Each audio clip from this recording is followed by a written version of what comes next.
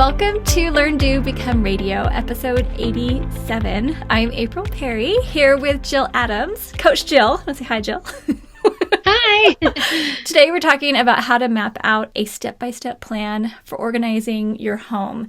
Now, we are part of a step-by-step home organizing party. While this is episode 87 of the podcast, this is actually lesson number 4 as we go through 9 foundational lessons that help prepare you to build a command central and to be able to get everything totally organized. So we're going to go ahead and jump in today to help you to learn how you're going to map out this step-by-step plan. But if you want the links and you're thinking, hang on, I know I'm super excited about this, I want to be able to be a full part of the party, you're going to come sign up at learndobecome.com/party. That way you can get all of the bonuses, all of the links, all the related materials. Plus we have a little worksheet that you can color in as you finish each of the steps, which will give you that sense of progress, a little dopamine burst as you get that colored in. It's going to be a lot of fun along the way. And then everything that we talk about today will be outlined at learndobecome.com/episode 87. So we hope that you're listening, having fun, feeling inspired and engaged. And then when you want to take it to the next level, you go ahead and come to our website, learndobecome.com/episode 87. We'll have a link to the party there, all of the awesome things we're going to talk about, but we're going to have a lot of fun. And I brought Jill on today. She's a coach inside our STEP program, Steps to Everyday Productivity. She's been doing this for years, and Jill has been a rock star in our community, sharing, I don't know, what win are you on right now? Like 20 something? Today's going to be, 22 actually. Oh my gosh. Okay. So even while I was like sick in bed for a couple of weeks, Jill is like every day, and Jill's even been going through some stuff too, but she's still just moving forward. Win today, win number 3, win number 4, 5, 6, on to number 22. And so she is just such a great example of doing this alongside working at home, taking care of kids, all the details of life. And she's doing this in a bite-sized way that is such a good example to all of us. So Jill, I'll just explain kind of the outcome vision, and then we're going to dive in and talk about how you did it so we can learn from you. Does that sound good? Sounds great. Okay, so first of all, the outcome vision for today's lesson is that you are going to have a prioritized list of everything that you want to get organized. Now, in our previous lessons, we talked about how we're going to actually create just a basic routine that's ideal for ourselves and our family.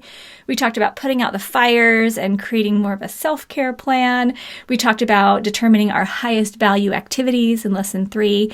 And now we're finally ready to create this itemized list that's prioritized, that's going to help us to be able to figure out, okay, what do I want to organize? Because if right now you're sitting in the middle of a home or an office or a bunch of projects and you feel like, I don't even know where to start, that's what I think we hear the most often from our community is, I don't even know where to start. So we're going to give you some really specific tips to do it. So what I want to do is just start interviewing Jill and let her share her story. And I don't even know how it's been going on behind the scenes. So I'm going to be learning here at the same time you are. And then as Jill concludes sharing how her family did it, then we'll just share a few step-by-step things that you can put into place. And you can come get more on our website to help you be supported in the process. Okay, so Jill, I just want to turn it over to you. And can you just kind of start out and tell us what you've been doing? And then I'll ask clarifying questions. Absolutely. So I think everybody was just, kind of taken aback a little bit when we kind of first started this whole Corona quarantine. When it first started, we thought we were going to be off just 1 week. Okay, we've got the next week off, at least for our school locally here. And so it was just like, okay, how are we going to conquer this week? It was unexpected. And I'm like, you know what? This is going to be great because we, instead of going into like our busiest time of the year between travel baseball tournaments that started that very first weekend in April through basically the end of June, instead of having that, we've kind of had a little bit of a reprieve and a step back, and all the kids are home. But not only that, I mean, with everything canceled, even when we're home, we don't have to run to baseball practice and to soccer practice and to track practice and to tennis lessons and all of those other things things that normally occupied our evenings as well. So, first of all, like you said, I work from home, so that part wasn't too much of an adjustment, so to speak, but just the transition of all of us being home together is definitely a transition, because you need to kind of readjust your mindset. Okay, I'm used to having quiet space and, just complete control of my days. And now I have 4 children plus a husband who is also basically been quarantined from his job, all in the same space. And how are we going to make that work? So yeah, and you have a family that's very active. Like, you guys are a sports family. So a lot of energy in the past has been let out on the field or on the court, right? Now you've got all this energy. Absolutely. Absolutely.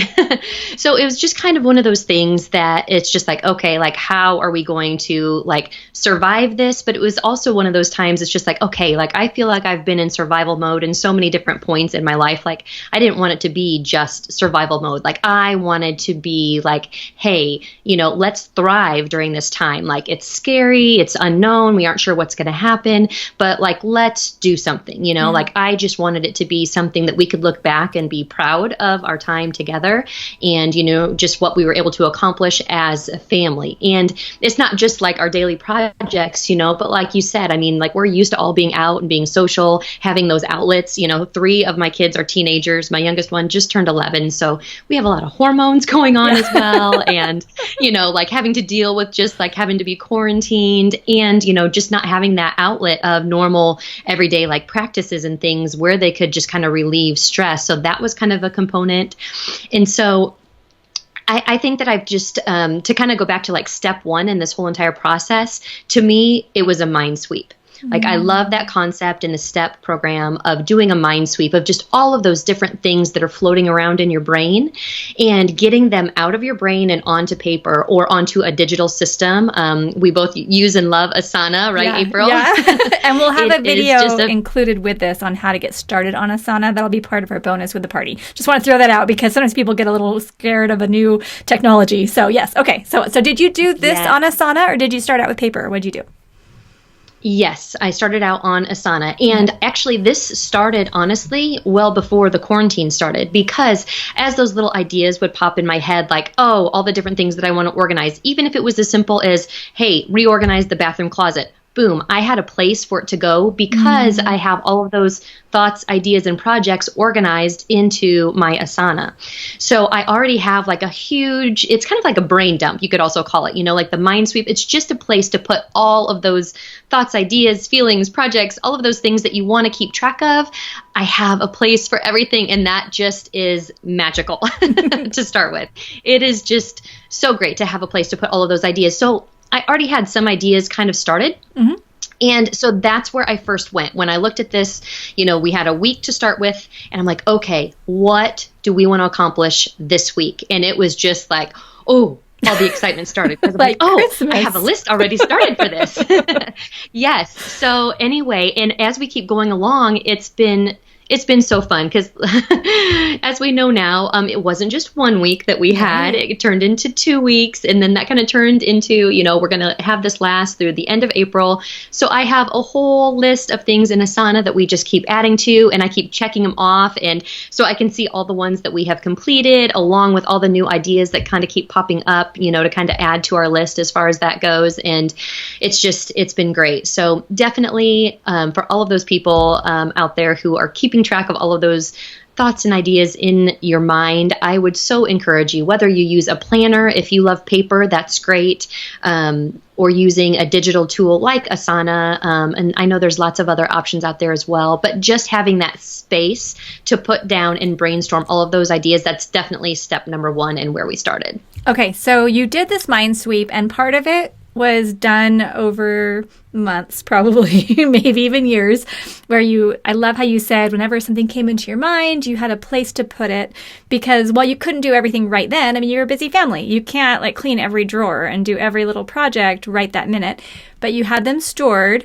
So when time opened up for you, you knew where to go as a starter list, but you also now could brainstorm and say, has anything else come up that's a little bit more urgent or more important or just new, something I hadn't written down before? So then what was your criteria for deciding where to start? When you did think you just had 1 week, were you looking at maybe what was bothering you the most? Were you looking at the biggest projects? Were you looking at the ones maybe the children would be most excited about helping with? Like, what was the criteria that you used to decide what kind of bubbles up to the top? Yes, great question. So when we just had that first week to start with, my first question was like, how could we choose a project that is going to be most impactful for my kids? I wanted them to see the impact of their hard work. So, for me, I'm like, oh, that bathroom closet has just been driving me crazy for like weeks and weeks and months, but it didn't make it to the top of the list because that really had zero impact on my kids. And let's be honest, organizing a whole bathroom closet doesn't really entice a bunch of teenagers. Right. Okay. So what we did was more individual projects involving them. So our very first one was all of them cleaning out their rooms or in their closets, like going through and kind of doing a sweep and a fresh start in each of their individual rooms. Because, when you're stuck at home, you're going to be spending more time in your room, and just having a nice, fresh, clean start, I knew would really be impactful for them because they could really enjoy the fruits of their labor. So I think that's so important when you're looking at projects and whatnot. And I kind of had that vision for, like the week long of projects. And I really wanted them to be able to, enjoy the process as well. It's like, you don't want your children to feel like they're like work slaves and, oh, I'm just here to do mom's doing and mom's bidding or anything like that. Like, I just wanted them to enjoy and to see all the benefits of what it can feel like when you're done organizing. And I just loved all the comments that I heard from my kids too, because it's just, it was so random. They would be like,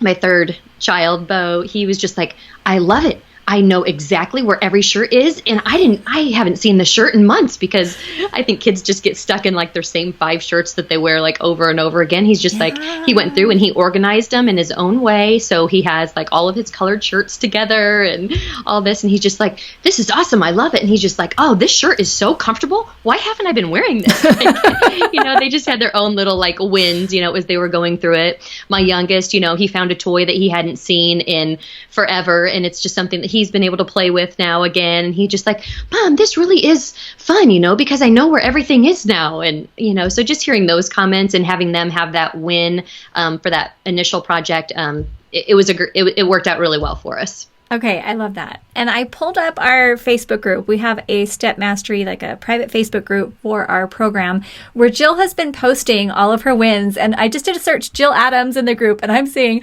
here's our win, number 14, here's number 11, here's this, here's that. I can share some of the things that I'm seeing in here, but I'd love to just give our listeners and our viewers, we have this on video as well, to be able to understand. I'd love to give them an idea of the scope of what you were doing. Because you weren't just organizing kids' closets, your closet, bathroom closets. You were doing some major work. Like, one of my favorite is watching the fence come down where you attached, was it a rope or a chain to your car and like pulled out a fence post? You were doing, so tell me about that real quick. Just like some major outdoor work too, right? Yes. So, oh my goodness, we have done so many things indoor and outdoor. I know that first week, one of our other big ones to start off with was organizing the refrigerator and the pantry as well. So again, just the kids knew where everything was and they knew where it was supposed to go, because I feel like things can kind of get out of disorder really, really quickly. Yes. So having their help, just kind of seeing where all of those things go, it just helps to keep things nice and clean moving forward. But yeah, my husband and I, we kind of sat down with them and just kind of brainstormed some other bigger projects. And we had this right behind our house, we have this like Black Angus pasture. And so when we moved here, that was like 14 years ago. So we had little kids, and the fence keeping in all of these cattle was like a barbed wire fence. And so we had put up like this nice, pretty like white vinyl fence. And so that was just one of our first projects when we had first moved in. But over time, the fence is just kind of broken down and just pieces have kind of blown off. We get some pretty good wind storms, through here and different things. And so anyway, it was just kind of broken, and we have a fire pit out there. So one piece of the fence was a little bit warped. It just wasn't pretty anymore. Okay. And we didn't really need to put in the money to like update it and, make it all like nice and pretty again. So the cattle actually are no longer there. They have sold those. So it's just a beautiful, like big pasture back there. So anyway, we decided that we would just tear down the fence and sell all the like good pieces of the fence. We have a good online garage sale site. So we were able to disassemble all the fence and sell, and made a few $100s off of all of this fence that we were able to sell and put into other projects. So yeah, my sons were out there helping my husband, and they had the Ranger out there. So they used the tow straps and just, kind of attached that to some fence post and pulled that in the concrete that they were cemented down in and just popped them right out. And boys had so much fun. Okay, I love that. And I love that it was also something you didn't just think, oh, let's just tear it down and throw it away. You actually realized, hey, there could be some resale value here. Let's coordinate that. I love that. So smart. I'm also just looking at one of yours. Step one, number 3 was you cleaned out your locker area, which we're going to need to put a picture of this on the show notes page because it is so beautiful. And you had like 25 comments, everyone saying, I want an area just like that. It was beautiful. But can you explain a little bit what those lockers are, how you set that up, and then what you did to organize that? Because this is brilliant if you have an active family. Yes, this was like a dream. So it's been almost 7 years ago now, which is hard to even imagine life before we had the whole locker area. So like April's pretty active family. All 4 of my kids are involved at least in one main sport, if not multiple sports throughout the year. So we just have a lot of extra bags, a lot of extra shoes, just all of those different things. And as your children grow, it's like their shoes grow, their bags grow, everything grows, So anyway, we were just kind of really hitting that area about 7 years ago. And I originally had a spot that was about 3 feet wide, where we kept like all of the shoes when all the kids would come in. So, I mean, you can imagine between 6 people in our family in one little 3-foot area. Oh my goodness. I get it. So instead of having like shoes, it's like the pile, and I mean, it was just like the pile of shoes would just grow. And we tried baskets and different things and like some shelves and, we made it work, so it wasn't just like a hideous eyesore or anything like that. But I mean, it needed some attention. So I went online and tried to do a search. I mean, I probably spent hours searching and looking at lockers and home organization and how to organize like coats and bags and just all of those different things, and kind of came up with just this vision from all these different things that I had seen. And so basically when you walk in from our garage, we have like a long hallway. And so when we remodeled, we kind of redid like our kitchen, dining room, and an office. It was 3 different rooms, and we knocked down those 2 walls and made it like one big room and the hallway kind of leading into it. So we kind of took a little bit of space and knocked that hallway back a little bit and built 6 individual lockers. At the bottom of each one is a drawer that pulls out, so everybody has their own space for their drawers. It can probably fit like 6 pairs of shoes probably for each person, so they're nice long drawers. And then we have like 3 hooks in our lockers, so for bags, coats, book bags, things like that. And then above that, we have a little shelf with an outlet. So that way everybody has a space and a place to plug in all of their electronics. So whether it's a phone or, their iPads for school or different things like that, we have charging stations right there. So they're not laying all over the counters and things like that. And then at the top of each one, we just put a little basket that they could put different odds and end things kind of for, hats or, mittens, seasonal items, different things like that, just random things that they kind of want to keep near their locker. They kind of have a space where they can throw all of that. And it has been phenomenal. It has been a total game changer for us. And yes, they can kind of get a little bit out of sorts, a few too many shoes put in the drawer. So like everything, they just need to be cleaned out every now and again. So that was another great project for us. So you pulled it all out. You said they wiped it all down. They just got everything streamlined, clear, ready, beautiful. I'm also seeing things like your fish tank that you cleaned out. Had it been a while since that would have been clean? Yes. So actually, I mean, it's kind of it's funny, sad story. So when we redid this remodel 7 years ago, the Christmas present for all of the kids was this fish tank. And so we have some friends of ours who have this, like, they had like a little one that's maybe about, like 2 feet wide, something like that. It kind of looks like a big picture frame. And they made theirs into a saltwater aquarium, but it actually hangs on the wall. And every time we would go over to our friend's house, our kids would just stare at the fish and just, they loved it so much. So anyway, their Christmas present that year was this fish tank, but we did ours. We redid this like bar area, so like whenever we have like family over and birthdays, it's just like where we put all the food on this like bar area. So right above it, instead of having like a big picture or something like that, we have this aquarium. So ours is, I'm not sure, maybe like 3 feet long. It's kind of like, just looks like a big kind of picture frame almost too, or like a big TV kind of. So anyway, we have had fish this whole entire time, and it takes some definite cleaning, and it's a little bit difficult because of how it's made. It's just got about a 3-inch slit on the top of it, and that's how you have to like stand up on the counter, reach over to clean it out. Like, it is a process, like takes a few hours to clean it, and it needs to be done once a month to keep your aquarium healthy. Well, we had gotten some new fish, and I had an additive, and the additive have gone bad.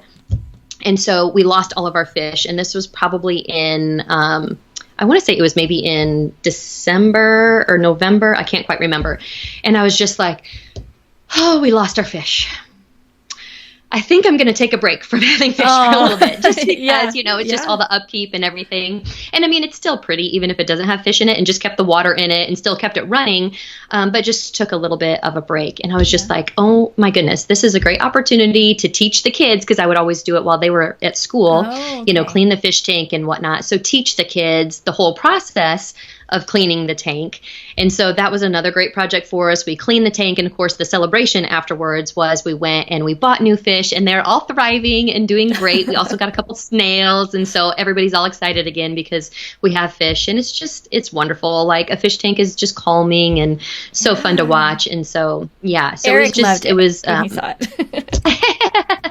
Yeah, so it was just a project again that just had kind of gotten pushed to the back burner because I knew I needed to go back, get it clean, kind of start from square one, get it refilled, let it run for a few days, and then to get the fish and everything back in there. So it was fun, and it was also during my son's birthday, so that was kind of a fun extra surprise for him since he wasn't able to do much celebrating with the corona quarantine. He loves his friends and just was bummed not being able to see them. So that was just another little fun perk that we were able to do together.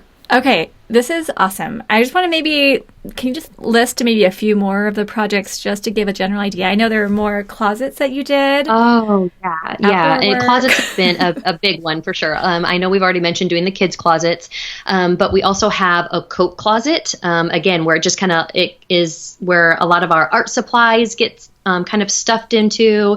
If anybody has a random like sweatshirt they don't want to like run and put away, they'll throw that in the coat closet.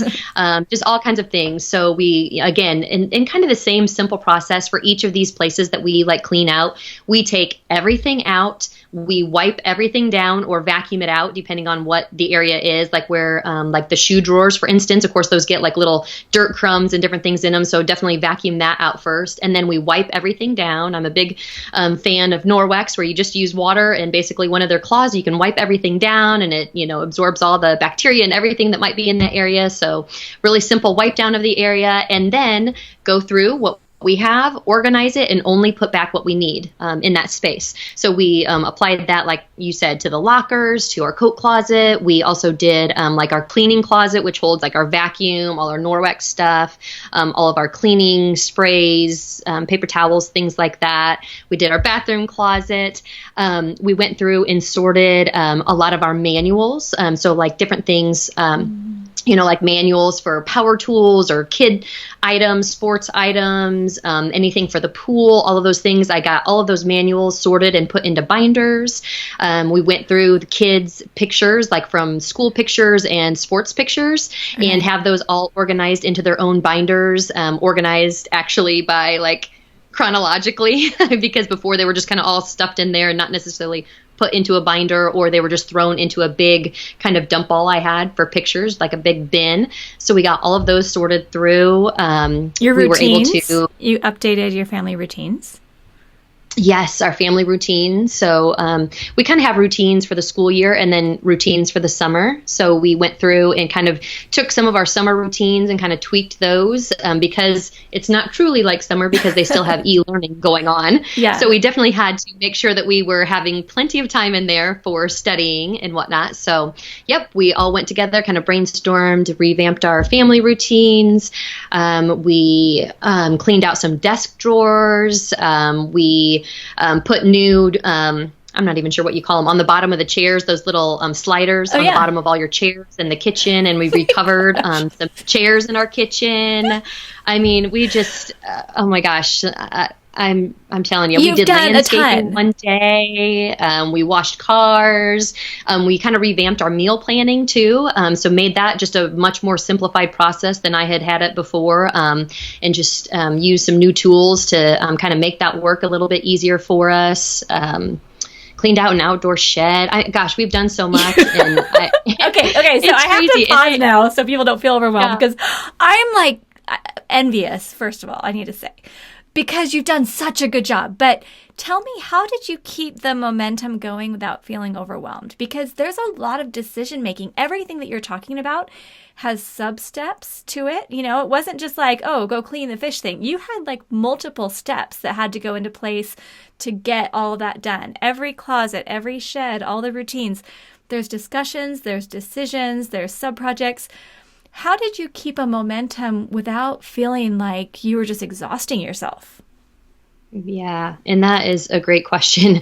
Because, when I look back and look at this list, I'm realizing now that list before, I think it was a little bit more overwhelming in a way because in the back of my mind, I'm like, when, because it was like I had this list and it was growing and I was so thankful to have a place to put all of those thoughts and ideas and those projects. But almost at the same time, it's like it breaks your heart in a way because you're like, I'm not sure when we're going to get to any of these things because of our schedule and because of how busy our family life is. I mean, our weekends are busy. Our evenings are busy. It's just when summer hits, it's back and forth, to town for camps and different things. We live in an area where I have to drive the kids everywhere. And I do have one driver now, which is helpful. But, there's still a lot of back and forth. So just having that open space really wasn't conducive to getting a lot of projects done like this. So, a lot of people in our STEP program, we could talk about having about 7 to 8 projects per month to focus on, nothing more than that because it could be too overwhelming. Well, for my family, we had like 3 projects per month. And that was all we could do. Yeah, we had to keep it simple because there just honestly was not a lot of free time to tackle these projects. So to me, in a way, that was my motivation because I'm like, oh my gosh, because I've been asking myself that for like years. When are we going to do this? When are we going to do this? We have so much to do and so much I'd like to do. So in a way, it was like when this happened, I'm like, oh no, we are not going to get sad. We are not going to let this bring us down. We are going to take advantage because we don't ever have downtime.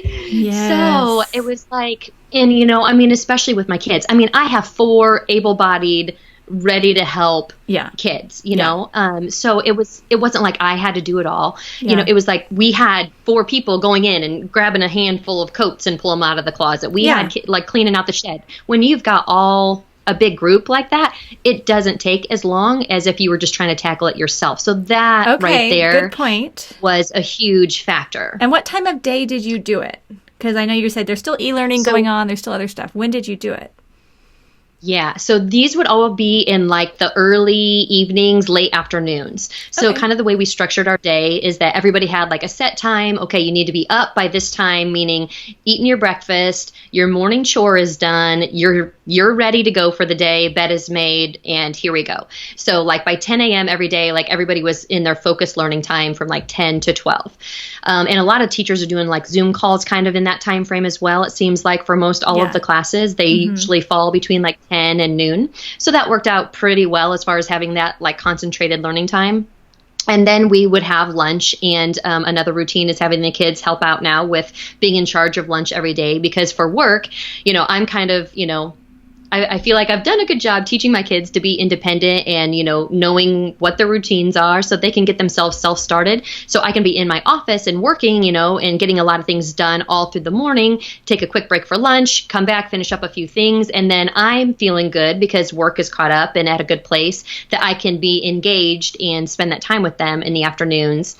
And then in the middle of the afternoon, they would all kind of have like their downtime, whether it was like my older two had additional work. And my younger two, I gave them kind of some extra things to do because they didn't quite have as much learning to do in the afternoons. So they were doing things like going outside and playing basketball. They had to play catch for 30 minutes in baseball, to just kind of keep each other active because they still have baseball seasons once this is done. So they're still involved in more of those like athletic type things. So they were doing some more activities and just being outside and just a couple other little things around the house that I had them help me with. And then that way, when we came together, we would, and sometimes we would do exercise first, and sometimes we would do exercise like after our big family project. And my husband is the one who is in control of our boot camps, boot camps, we call them, which have just been a lot of fun too. Like having all of us like work together and go through stations of like push-ups and sit-ups and doing stairs and lunges and just all these different things to kind of keep the kids active. But anyway, it worked out good just to kind of have that afternoon time because they felt productive. They'd done their schoolwork. I felt productive. My husband felt productive because we'd done our work for the day. And so it was a good timing to kind of come together towards the end of the day before dinner and just get that one more piece of productivity built into our day. Like none of our projects have been a multi-day. Actually, we're getting ready to probably start one with our downstairs storage area. That one's probably going to be a multi-day one, but all of the other ones we've been able to accomplish in like 2 hours or less. Okay. So I think that's super helpful because sometimes when I see it, I'm thinking that would take me like 12 hours to do all of that. Okay, so it was a couple hours in the afternoon. Did you put it on the calendar so they were all planned in advance, or did you just decide that day, okay, here's what we're doing today? We would usually just kind of discuss it in like our family, like a family meeting, and just let the kids know, again, now that it's kind of, we've stretched this out over the last several weeks, say, hey, upcoming this week, these are our family projects that we're going to be tackling, just so they kind of knew ahead of time. And I wasn't quite sure how it would go as far as like attitudes and whatnot, like if they would be like, oh my goodness, and of course there was some grumbling along the way. Like my children are not perfect by any means, but all in all, I mean, I have been really impressed with them, and it's been so cute too, because it was last week, my daughter was like, Mom, we've been doing all this cleanup and all this stuff, and I just opened up this drawer, and I'm like, this drawer needs to go on the list because we need to clean this drawer out. It's just a little bit too crazy, and we can barely shut it because the scissors keep popping out because it's overflowing. And I'm like, I love it. That's great. We'll do it tomorrow. That is fantastic. So it's like they are just picking up on it, and just I feel like their eyes are opening to seeing, I think, just the benefits of having these nice, clean, clear spaces. Yes. So, and then you've been using your STEP system to be able to organize the projects that would maybe come out of it, the sub-projects, because this is a main reason why we hear people don't want to start something, is because in the middle of it, they're going to realize, oh, shoot, we need to go return that to the store. Or, oh, I need to go list that. Or, oh, I need to take care of this task and that task and that task. And so did you find that it helped you to be able to extract the tasks from the projects and put them into your existing system? Yes, absolutely. So I've been involved in the STEP program. I'm trying to think now. Is it like 5 years maybe? I'm trying to think. Somewhere You've close been around there. teaching it for a long time too, yeah. I mean, it just feels like such a part of my life. I can't imagine life without it, to be completely honest with you. That is exactly the truth right there, because without the STEP system, you're exactly right. You wouldn't have a place and a space to put all of those little sub-projects and things that need to happen. As we were cleaning out a closet, we found a return that still needed to go back and things like that. So that immediately goes on to my context space next actions list. So, it's not forgotten. And that way, that it's going to be able to be taken care of. Nothing's going to slip through the cracks. You're not going to put it in another pile that's just going to get stuffed back in the closet. You're not opening Pandora's box. Action. Yes, you can take action on all of those smaller things. And once you have all of these areas like set up and organized, it's just so much easier as you continue to go through. It's almost like the snowball effect. So you start with something small and you organize that. Well, now that you have this closet organized and you know where the Band-Aids go, and you know where the craft supplies go, and you know where the glue sticks go, and you know where the batteries go. And so as you're going through and like pens and pencils, all those little things. So when you're cleaning out other areas, you know, like, oh, I've already done this. Like, I have a space for that. I have a place for that. And if you don't, then it can become a project. And you're like, hey, I need to set up a place where I can put my batteries or, you know, all of these electronics or different things like that. Oh, my goodness. That was one of another one of our big wins, going through and sorting like all of our electronics and our cords, because you just don't realize how much they accumulate, and they just seem to be tucked in every place and space in your home, and drawers and kids' rooms and all of these things. So we kind of have a new system and have all of those congregated now. So it's wonderful. And the step system has definitely been the key for me to just making sure, again, that I don't get into overwhelm, because that's not going to help my kids, and that's not going to help me getting into a stressful state by any means.